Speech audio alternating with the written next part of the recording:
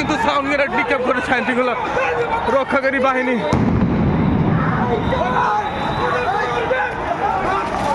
দর্শক, আবারও কিন্তু উত্তাল রাজধানীর ইন্টারকন্টিনেন্টাল শাহবাগ মোড়ে যে ইন্টারকন্টিনেন্টাল হোটেলটি রয়েছে, আমরা কিন্তু সরাসরি দেখানোর চেষ্টা করছি।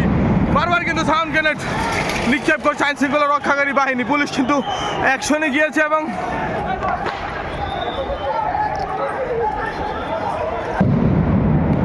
একের পর এক সাউন্ড গ্রেনেড নিক্ষেপ করছে আইনশৃঙ্খলা রক্ষাকারী বাহিনী।